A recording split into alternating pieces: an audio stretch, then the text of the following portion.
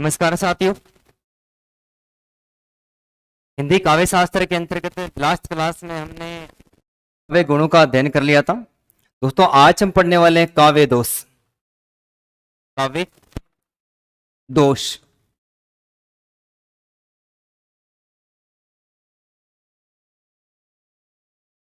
काव्य दोष। और सबसे पहले पढ़ते हैं परिभाषा। काव्य दोष की परिभाषा दोस्तों हमें पढ़ने को मिलती है कि काव्य में रसों का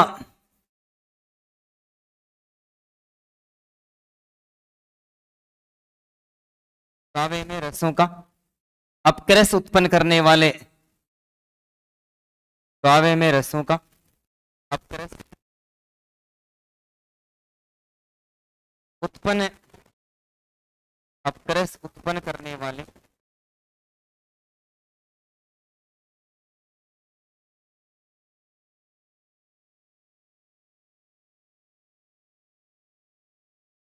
अपक्रस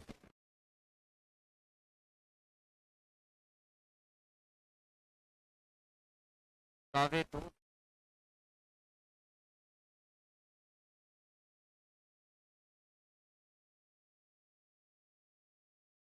काव्य दोष की परिभाषा दोस्तों पढ़ने को मिलती है कि काव्य में रसों का अपक्रस यानी उसको नीचा दिखाना या निम्न श्रेणी प्रकट करना या फिर किसी प्रकार की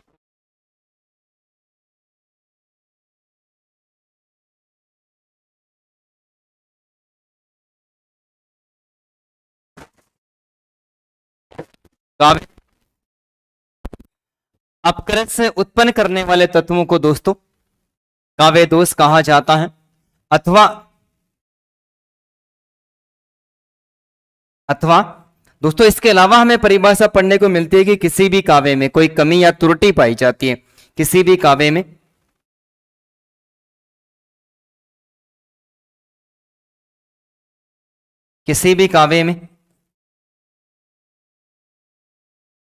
किसी भी काव्य में कोई कमी किसी भी काव्य में कोई कमी या किसी भी प्रकार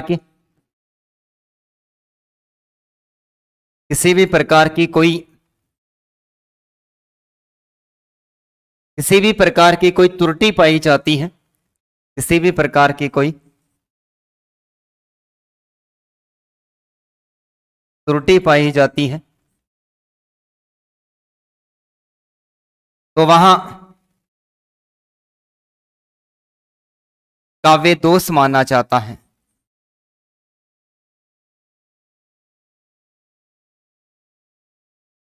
किसी प्रकार की त्रुटि पाई जाती है। ये त्रुटि दोस्तों कोई शब्द विशेष के संबंध में त्रुटि पाई जा सकती है। किसी शब्द का जो अर्थ निकलता है उसके आधार पर भी त्रुटि देखी जा सकती है। और किसी वाक्य के अंतर्गत जो शब्दों के क्रम का निर्धारण है, शब्दों के क्रम का निर्धारण है, उस निर्धारण के आधार पर भी ये त्रुटि पाई जा सकती है।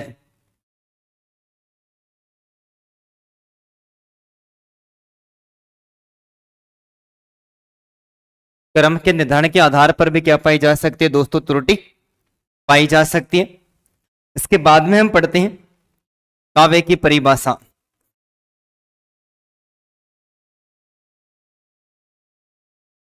काव्य दोष की परिभाषा।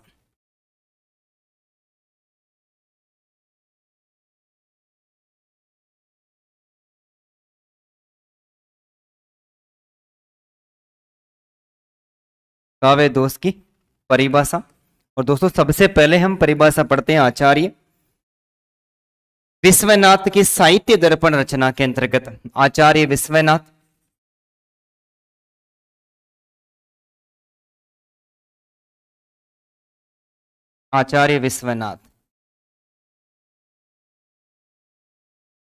और आचार्य विश्वनाथ की जो रचना है दोस्तों वो हमें पढ़ने को मिलती है साहित्य दर्पण।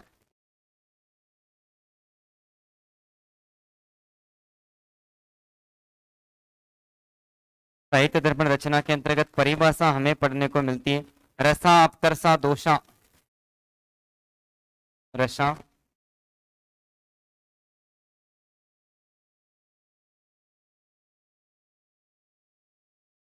अपकर्षा दोषा। आचार्य विश्वनाथ की दोस्तों परिभाषा हमें काव्य दोषों के अंतर्गत पढ़ने को मिलती है। रसा अपकर्षा दोषा अर्थात किसी भी काव्य में श्रृंगार, हास्य, करुण इत्यादि रसों को नष्ट करने वाले तत्व है। अर्थात अर्थात किसी भी काव्य में श्रृंगार, हास्य एवं करुण रसों को करुण रस को करुण रस को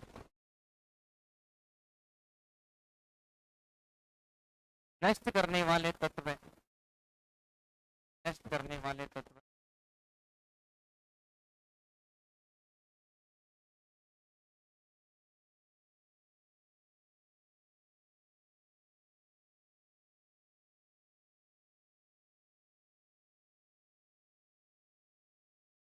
रसा अपकर्षा दोषा आचार्य विश्वनाथ की साहित्य दर्पण रचना के अंतर्गत दोस्तों परिभाषा पढ़ने को। रसों का अपकर्ष,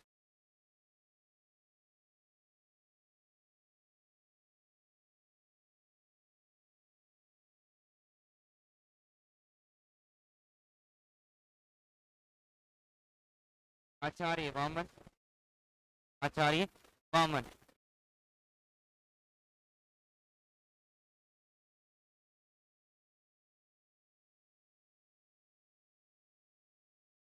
आचार्य वामन की दोस्तों रचना हमें पढ़ने को मिलती है काव्य अलंकार सूत्रवर्ती।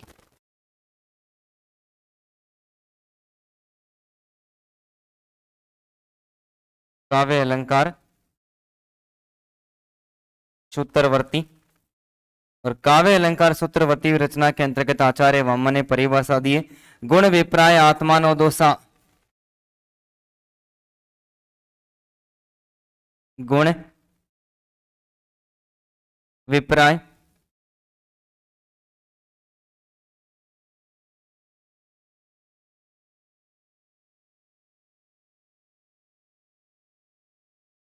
गुण विप्राय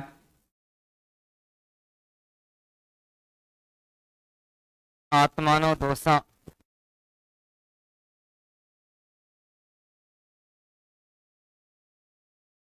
गुण विप्राय आत्मानो दोषा ये परिभाषा दोस्तों आचार्य वामन ने कौन सी रचना के अंतर्गत? आचार्य वामन ने काव्य अलंकार सूत्रवर्ती रचना के अंतर्गत अर्थात किसी भी काव्य में प्रसाद ओज और माधुर्य गुण, किसी भी काव्य में अर्थ, किसी भी काव्य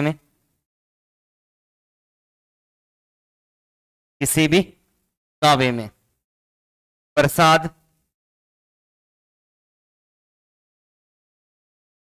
ओज एवं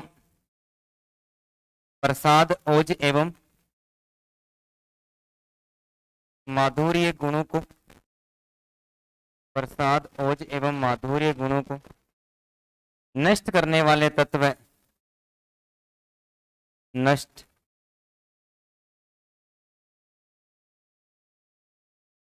करने वाले तत्व काव्य दोष कहलाते हैं।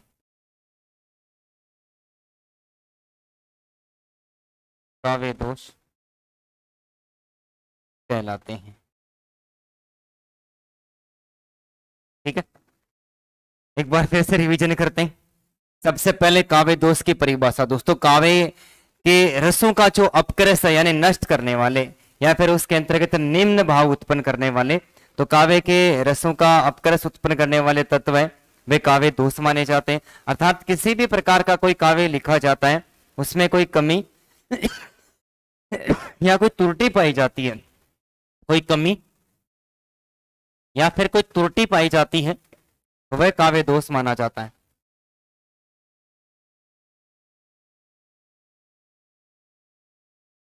कोई कमी या त्रुटि पाई जाती है तो काव्य दोष माना जाता है।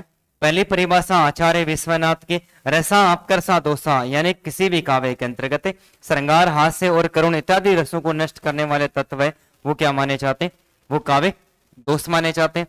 आचार्य वामन कहता है कि गुण विप्राय आत्मानो दोषा किसी भी काव्य में ओज प्रसाद और माधुर्य गुण के विपरीत अर्थ प्रकट करने वाले जो तत्व होते हैं उनको काव्य दोष कहा जाता है। तो उतारिए, इसके अलावा भी परिभाषा पढ़ते हैं दोस्तों।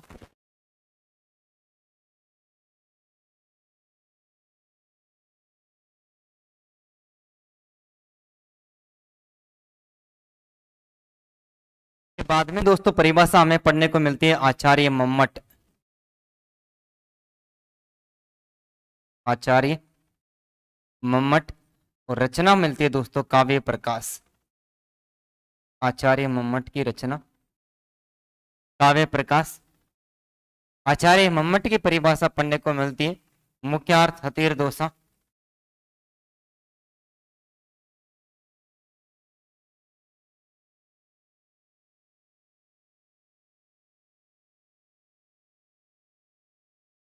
मुख्यार्थ हतिर दोषा अर्थात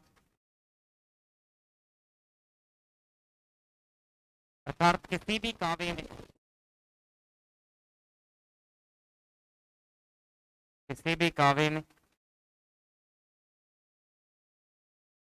मुख्य अर्थ को किसी भी काव्य में मुख्य अर्थ को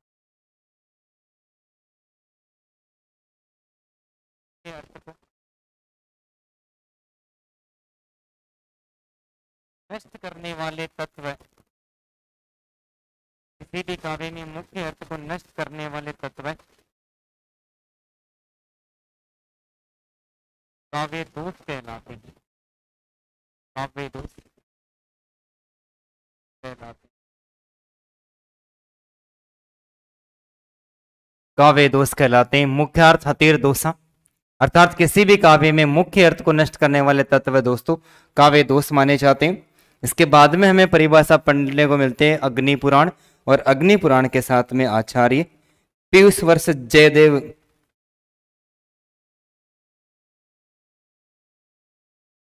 अग्नि पुराण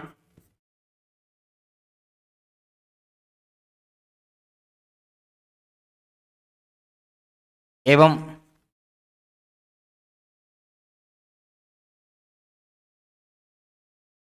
पीयूष वर्ष जयदेव रचना का नाम मिलता है दोस्तों चंद्रावलोक, और परिभाषा पढ़ने को मिलती है उद्वेगो जनके दोषा। उद्वेगो जनक है दोषा, उद्वेगो जनक है दोषा अर्थात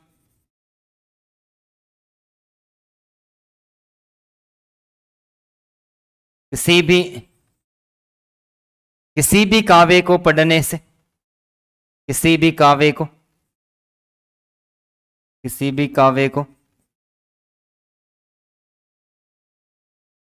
पढ़ने से,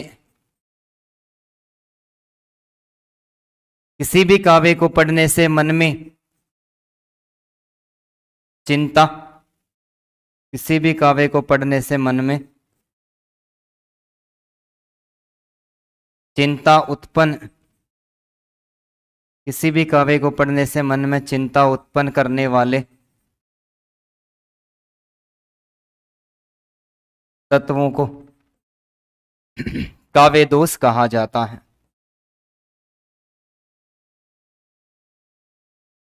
काव्य दोष कहा जाता है।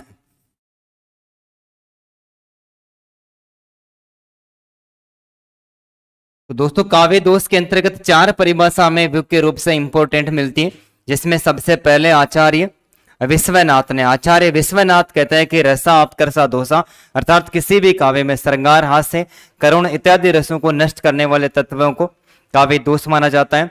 इसके बाद में हमें परिभाषा पढ़ने को मिली थी आचार्य वामन। आचार्य वामन कहते हैं कि गुण विपर्याय आत्मानो दोषा, अर्थात किसी भी काव्य में ओज प्रसाद और माधुर्य गुणों के विपरीत अर्थ प्रकट करने वाले जो तत्व होते हैं वो भी काव्य दोष माने जाते हैं। आचार्य मम्मट कहते हैं कि मुख्यार्थ हितय दोषा, अर्थात मुख्य अर्थ को नष्ट करने वाले तत्व काव्य दोष माने जाते हैं। और पेशवर जयदेव कहते हैं कि उद्वेको जनके दोषा, उद्वेको जनके दोषा, किसी भी काव्य को पढ़ने से मन में चिंता की भावना पैदा हो जाती है, वहां पर भी दोस्तों काव्य दोष माना जाता है। इसके अलावा हमें परिभाषा पढ़ने को मिलती है आचार्य केशवदास। आचार्य केशवदास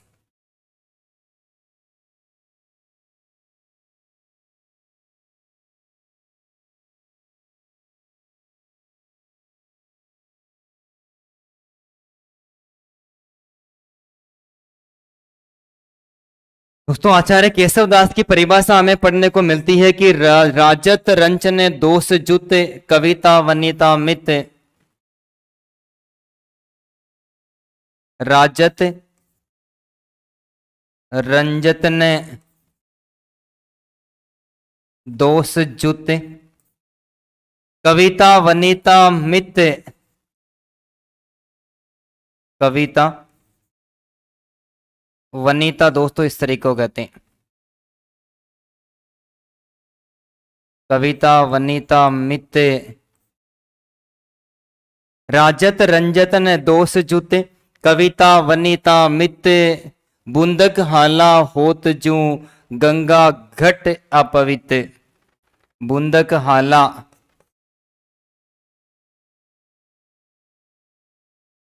होत जू, बुंदक हाला होत जू, बुंदक हाला होत जू गंगा घट अपवित, गंगा घट अपवित। अर्थात यहां पर दोस्तों कवि कविता और वनिता दोनों का उल्लेख करता हुआ कहता है कि चाहे कविता हो या चाहे स्त्री हो, थोड़ा मात्र भी दोष से युक्त होने पर, कविता हो चाहे स्त्री हो, अर्थात कविता हो चाहे स्त्री हो, कविता हो चाहे स्त्री हो, रंच मात्र, रंच मात्र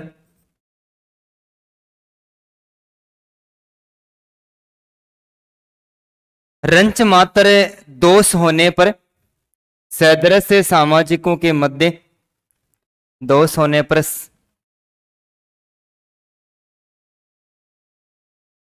सहज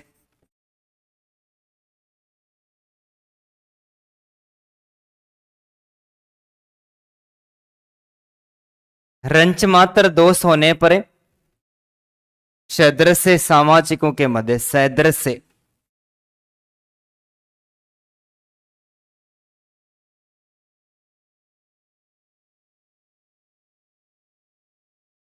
सदृश से सामाजिकों के मध्य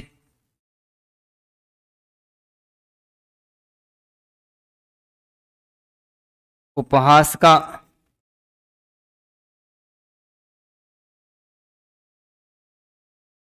केंद्र बन जाती है, सदृश से सामाजिकों के मध्य उपहास का केंद्र बन जाती है। दोस्तों ये परिभाषा आचार्य केशवदास की राजत रंजतन दोष जुते कविता वनिता मित की, कविता और स्त्री में किसी भी प्रकार का थोड़ा बहुत भी दोष नहीं होना चाहिए। दोष होने पर वह कविता सदृश से सामाजिकों के मध्य हंसी मजाक का केंद्र बन जाते। किस प्रकार से, बूंदक हाला होत जू गंगा घट अपवित्र, जिस प्रकार जहर की एक बूंद गंगा घाट के पवित्र जल को अपवित्र कर देती हैं, उसी प्रकार थोड़ी बहुत कमी रहने पर भी कविता और स्त्री दोनों ही उपहास का केंद्र बन जाती है। तो उतारिए। इसके अलावा भी दो चार विचारक जिसकी परिभाषा हमें यहाँ पर पढ़ने को मिलती है। तो आचार्य केशव दास के बाद में दोस्तों परिभाषा हमें पढ़ने को मिलती है आचार्य दंडी।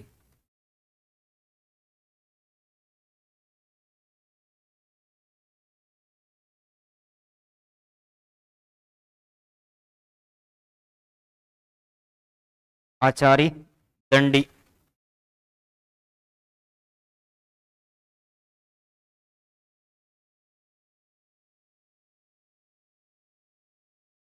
आचार्य दंडी ने काव्य दोष को, आचार्य दंडी ने काव्य दोष को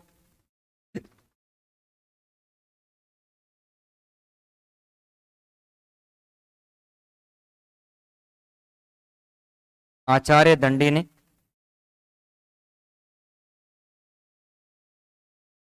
काव्य दोष को, आचार्य दंडी ने काव्य दोष को पुरुष के सुंदर शरीर में, पुरुष के सुंदर शरीर में श्वेत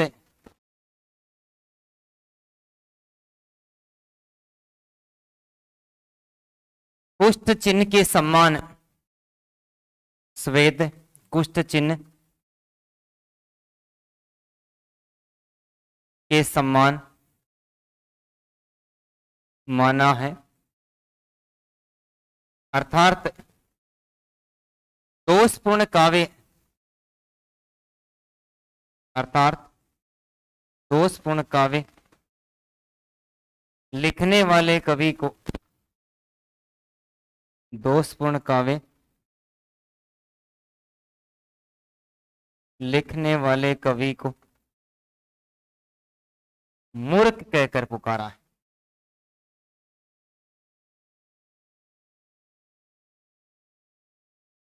मूर्ख कहकर पुकारा है।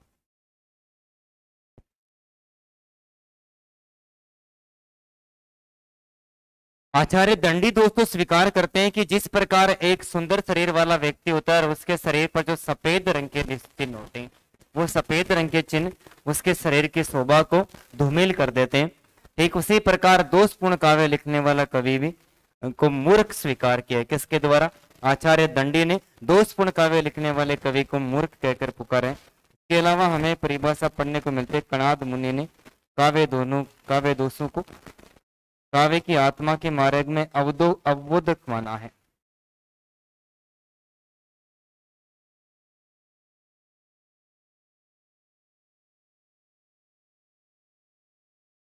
कणाद मुनि ने काव्य दोषों को काव्य की आत्मा के मार्ग में, कणाद मुनि ने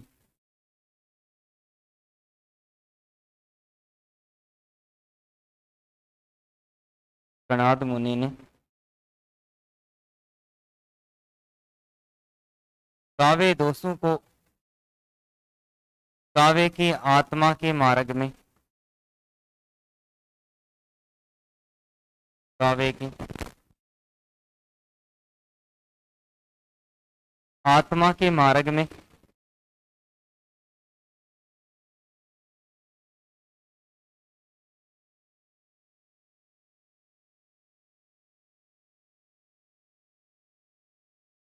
अवरोधक माना है। अवरोधक माना है कि काव्य दोष काव्य की आत्मा के मार्ग में बाधा माने जाते हैं। काव्य की आत्मा के मार्ग में क्या माने जाते हैं दोस्तों? बाधा माने जाते हैं। ये परिभाषा किस विचारक के द्वारा दी गई? ये परिभाषा आचार्य कणाद मुनि के द्वारा दी गई। किसके द्वारा? कणाद मुनि के द्वारा।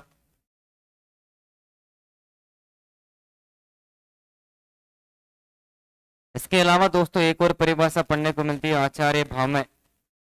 आचार्य भामह ने दोषपूर्ण काव्य की रचना को गोपुत्र की तरह निंदनीय माना है।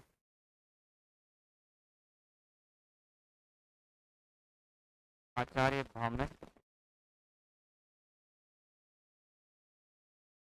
आचार्य भामह ने दोषपूर्ण काव्य रचना को दोषपूर्ण काव्य रचना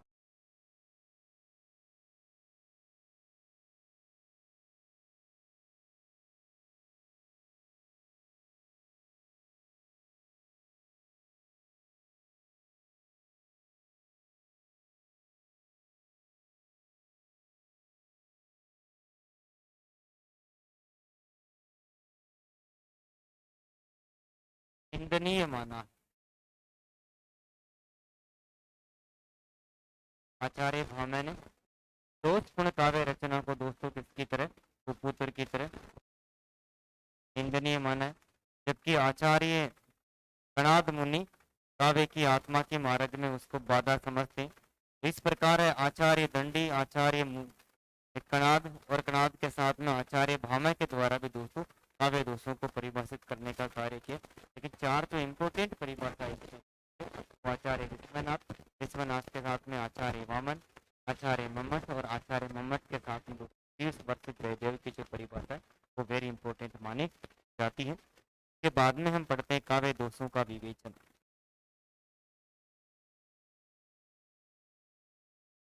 काव्य दोषों का विवेचन,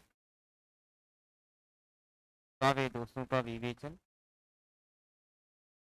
दोस्तों काव्य दोषों का सर्वप्रथम विवेचन है वो आचार्य भरत मुनि के द्वारा किया गया था और उन्होंने खुले नाट्य शास्त्र रचना के अंतर्गत काव्य दोषों की संख्या 10 बताई है। काव्य दोषों का, काव्य दोषों का सर्वप्रथम विवेचन, काव्य दोषों का सर्वप्रथम विवेचन आचार्य भरत मुनि के द्वारा किया गया है। आचार्य भरत मुनि के द्वारा किया गया है। इन्होंने इन्होंने अपनी इन्होंने अपनी नाट्य शास्त्र रचना में, नाट्य शास्त्र रचना में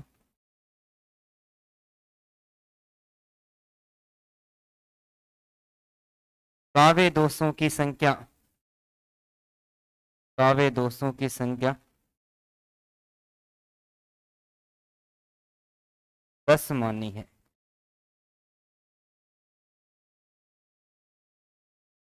काव्य दोषों का विवेचन सर्वप्रथम दोस्तों आचार्य भरत मुनि, और आचार्य भरत मुनि की जो रचना है दोस्तों वो कौन सी, नाट्य शास्त्र। और इस नाट्य शास्त्र रचना के अंतर्गत काव्य दोषों की संख्या कितनी मानी है, भरत मुनि के द्वारा काव्य दोषों की संख्या 10 स्वीकार की। इसके अलावा आचार्य दंडी के द्वारा भी काव्य दोषों की संख्या 10 स्वीकार की गई है। आचार्य दंडी, आचार्य दंडी के द्वारा भी काव्य दोषों की संख्या 10 स्वीकार की। जबकि आचार्य वामन, आचार्य वामन के द्वारा काव्य दोषों की संख्या 20 स्वीकार की है। इसके अलावा आचार्य भामह, आचार्य भामह के द्वारा दोस्तों काव्य दोषों की संख्या 21 स्वीकार की है। जबकि आचार्य रुद्रट,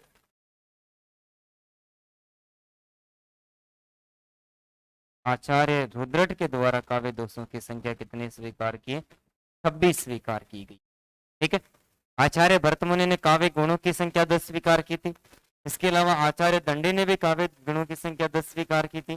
काव्य गुणों की संख्या आचार्य वामन के द्वारा कितनी स्वीकार की गई थी, 20 स्वीकार की थी। आचार्य भोजराज के द्वारा मुख्य रूप से 3 मानकर उसके 24-24 भेद करके बेहतर स्वीकार की थी। आनंद वदन के द्वारा उसको वर्ती कहकर पुकारा था, 3 स्वीकार की थी। आचार्य मोहम्मद ने भी काव्य गुणों की संख्या 3 स्वीकार की थी। लेकिन यहाँ पर आचार्य भामह के द्वारा काव्य दोषों की संख्या 21 स्वीकार की गई। जबकि आचार्य रुद्रट के द्वारा काव्य दोषों की संख्या कितनी स्वीकार की, 226। और इन्हें सभी काव्य दोषों को साहित्य के अंतर्गत मुख्य रूप से 3 भागों में,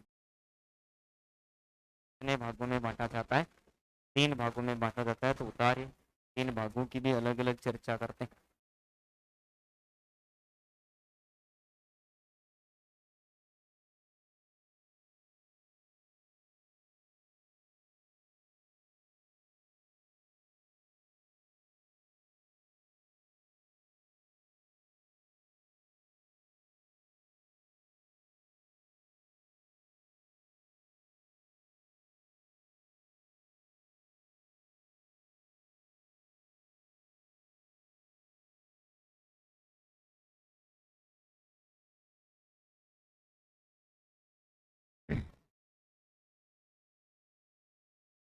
सभी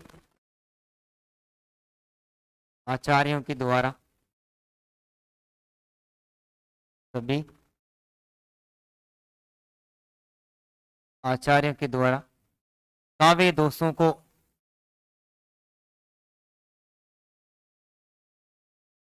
काव्य दोषों को तीन श्रेणियों में,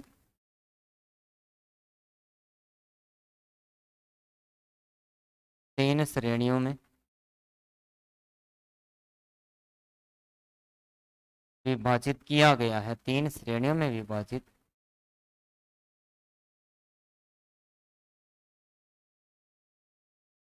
किया गया है। इसमें सबसे पहला हम पढ़ेंगे शब्द दोष या पद दोष।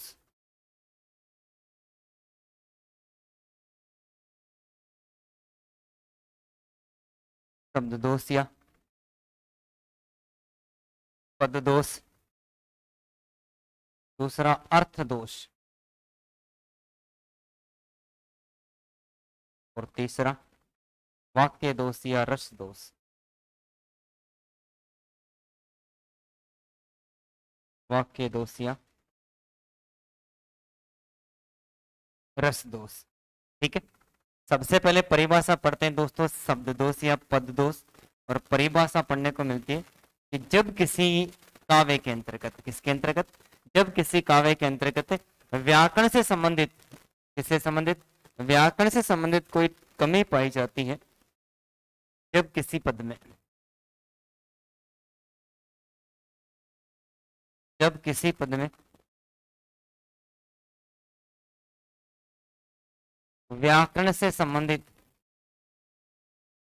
जब किसी पद में व्याकरण से संबंधित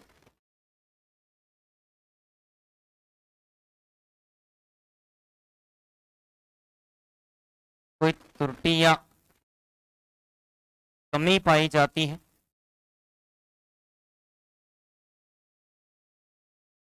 त्रुटि या कमी पाई जाती है, अथवा जब किसी पद में,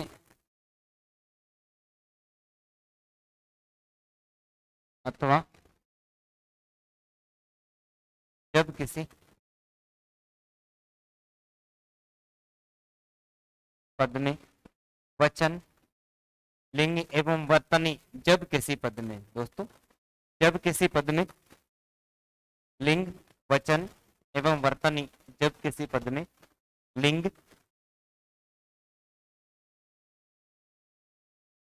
वचन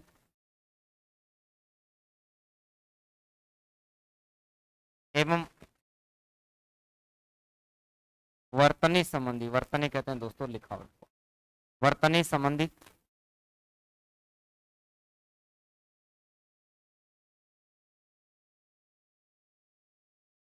कोई त्रुटि पाई जाती है, वर्तनी संबंधी कोई त्रुटि पाई जाती है,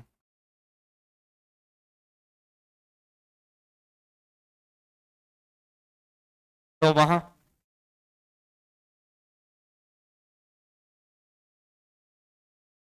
शब्द दोष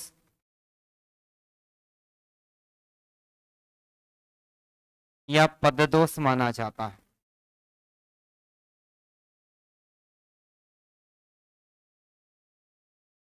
शब्द दोष या पद दोष माना जाता है। यानी किसी पद के अंतर्गत दोस्तों पहली बात पढ़ने को मिलती है कि कोई व्याकरण से संबंधित त्रुटि पाई जाती है, या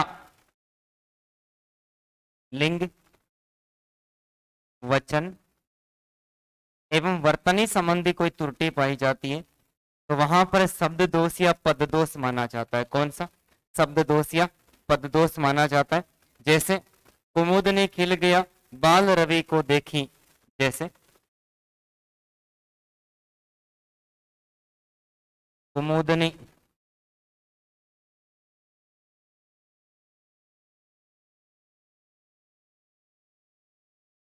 कुमुद ने खिल गया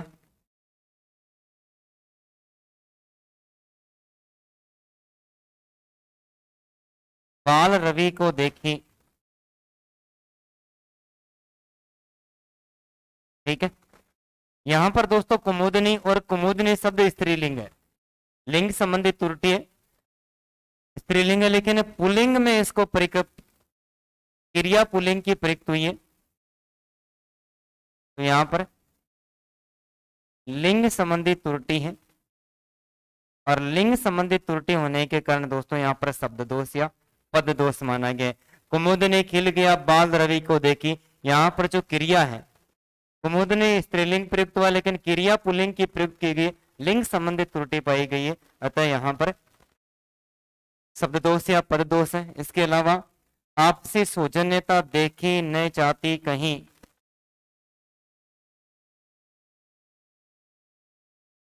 आपसी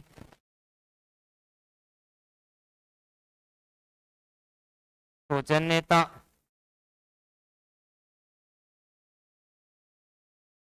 देखी नहीं जाती कहीं,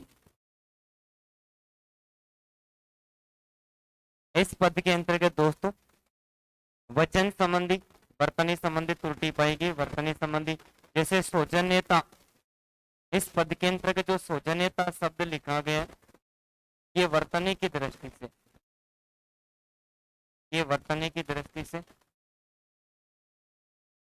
दोस्तों, वर्तनी की दृष्टि से अशुद्ध है।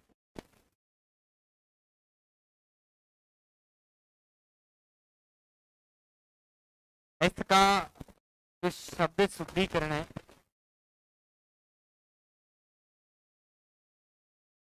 इसका जो शुद्ध रूप है, ये शुद्ध रूप सौजन्य या सुजनता, शुद्ध रूप सौजन्य या सुजनता होता है। तो वर्तनी संबंधी त्रुटि है यहाँ पर, कौन सी?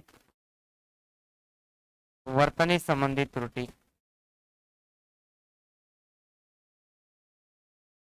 और वर्तनी संबंधित त्रुटि होने के कारण दोस्तों यहाँ पर, वर्तनी संबंधित त्रुटि होने के कारण यहाँ पर शब्द दोष या पद दोष माना गया।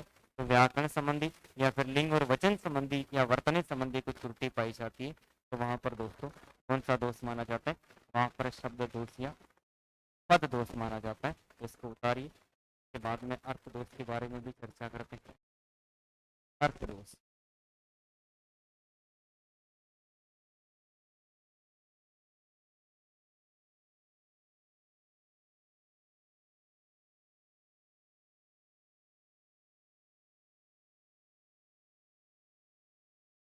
अर्थ दोष,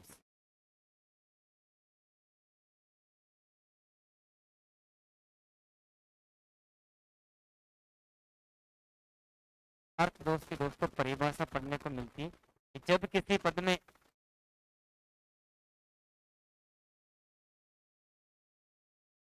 जब किसी पद में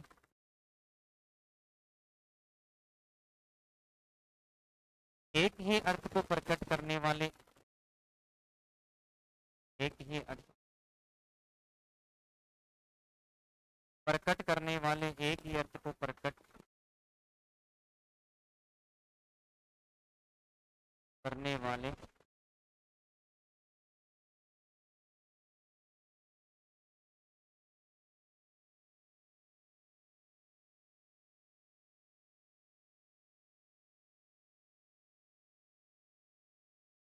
कर दिया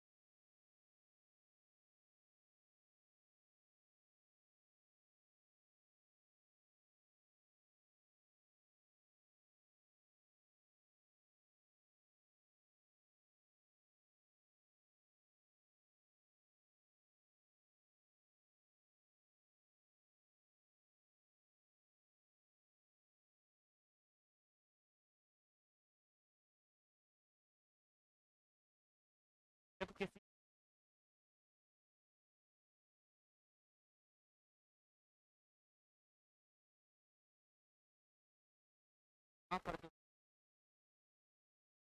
अर्थ दोष पद पद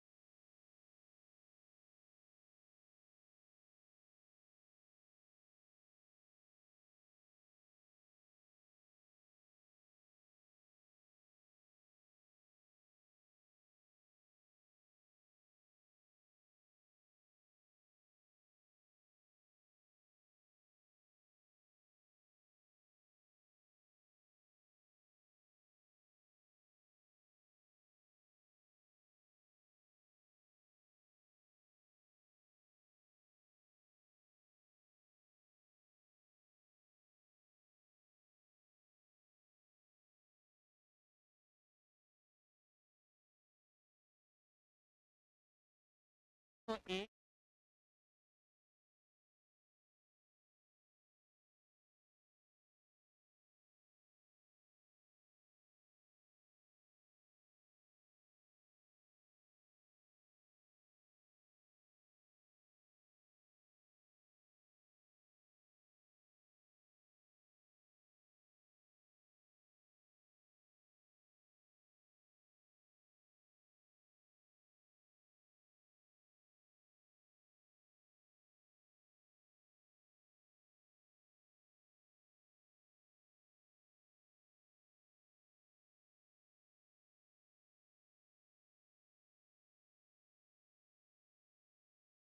पर्यायवाची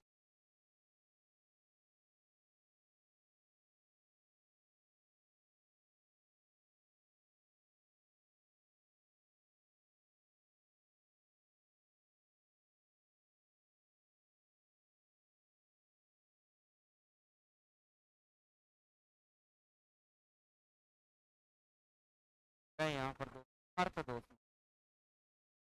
एक ही शब्द को अर्थ को प्रकट करने के लिए अनेक शब्द अगर या समुद्र शब्द के अर्थ को के पर्यायवाची शब्द का प्रयोग कर दिया गया अतः यहाँ पर जो दोष अर्थ दोष अर्थ दोष के अलावा पढ़ने को मिलता है पूरे काल के दिनों में इतना द्वेष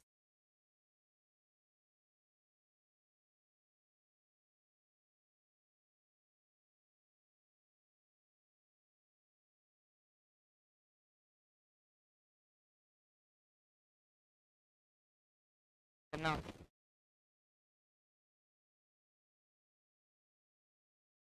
जाति द्वेष नहीं था इससे पद के अंतर्गत दोस्तों मौर्य काल के यहाँ पर आवश्यक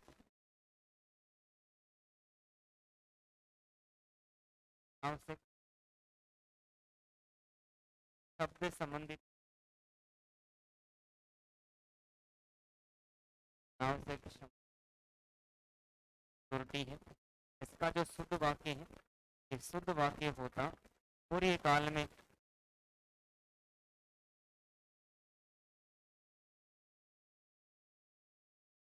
पूरे काल में इतना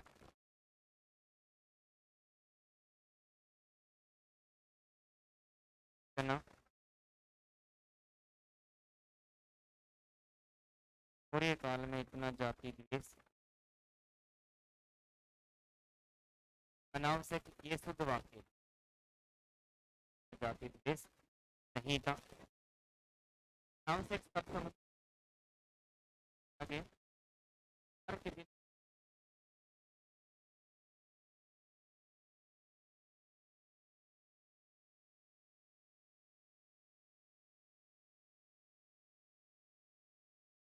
रविवार के दिन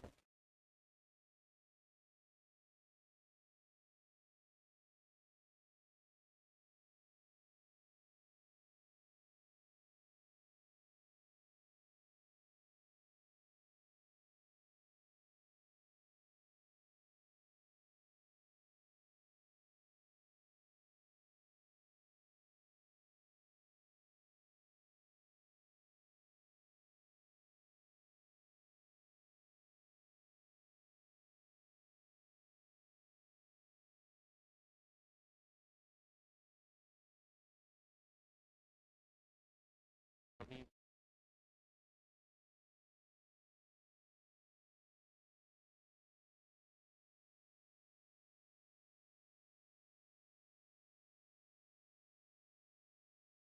एक अर्थ वाले अनेक नाम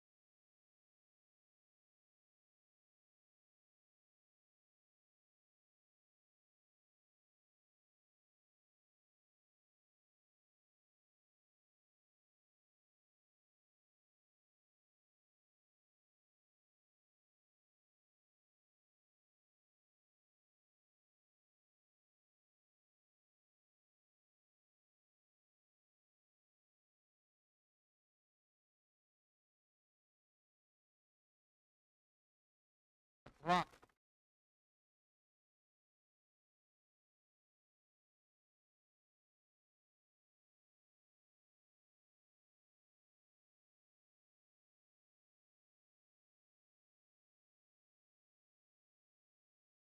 कई जाति कर्म भंग संबंधित पाई जाती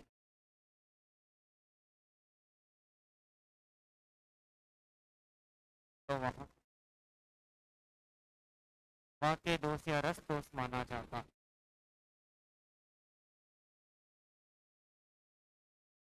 वाक्य रस दोष माना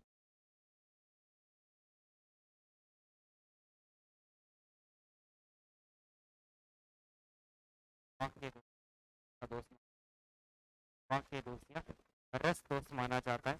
जैसे पद पढ़ने को मिलता है, ऐमानों से भूमि ऐबानरी करो। जैसे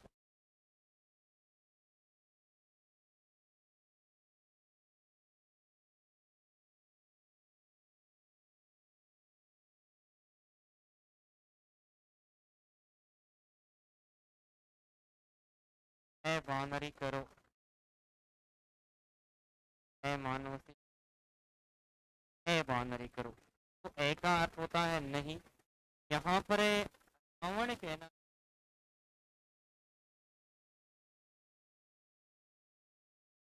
अवण कहना कि मैं मनुष्य से मैं इस भूमि को मनुष्य मैं इस भूमि को अवण कहना है।